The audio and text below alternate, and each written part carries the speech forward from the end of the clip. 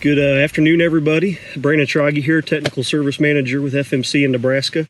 It's a very warm July 21st here just outside of Shelby.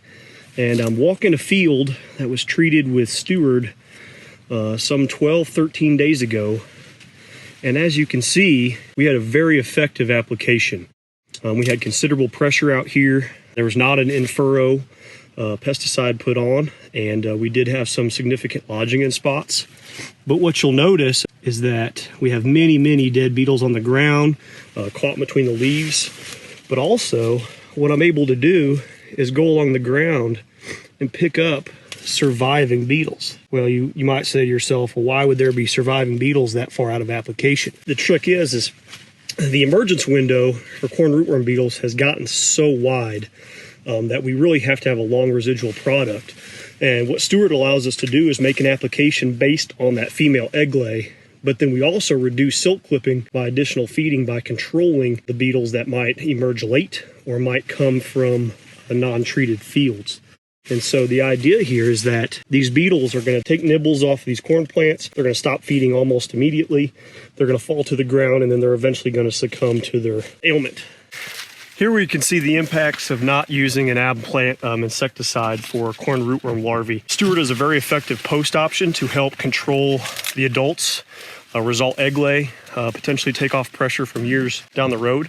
But if we don't use an ab plant insecticide like Capture LFR, Capture 3D, Ethos, then what we do run the risk of having is if we have a substantial larval population, this is what can occur, this goosenecking. And this occurs from really aggressive feeding that takes place roughly between June 15th and the first week or two of July. And then if you add high winds to that, which we often get in Nebraska, you can have a recipe for disaster. So our recommendation has always been, if you have substantial corn rootworm issues, if you're a corn-on-corn operation system, if you've noticed that your BT traits have started to fail, let's get in here with an early at plant insecticide, and then let's follow it up with a Steward at 10 ounces for 3 weeks of adult residual control.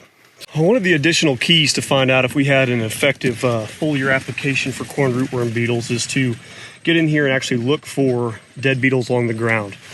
Now, I'll explain in a minute how finding beetles alive on the ground is a good sign as well. But the first thing we can do is get in here. We'll just go ahead and pick a random leaf, and we'll get to the point where this leaf meets the base of the stem, and we'll crack that back. And as you can see in there, that's where we'll start to see some of those dead beetles. And that's where they'll fall after feeding. That's why if we get on the ground here, we'll continue to see some other beetles both dead already on the ground and some still kicking. So very effective Steward application here in Shelby, Nebraska. So as you can see from this little guy, picked him up right off the ground. Anyone who's ever scouted for corn rootworm beetles knows these little guys are very difficult to catch. They get a little dispersed. You got to hurry up and snag one. But as they get to this near-death stage, they're going to kind of do an intoxicated walk. And again, this is a good sign because the ones that were out here when we treated are dead, but the ones that keep coming in or keep emerging are going to continue to die. And that's the sign of a really good residual length product. So hopefully we're still using our at-plant applications to protect our early season larval feeding, but Steward is a great application for those of us who are maybe corn-on-corn acres or have some maybe pesky lepidopterans, and we're still trying to manage those corn rootworm beetles. So if you ever have any questions, reach out to me. I'm happy to come take a look, and everyone stay cool out there. Thanks.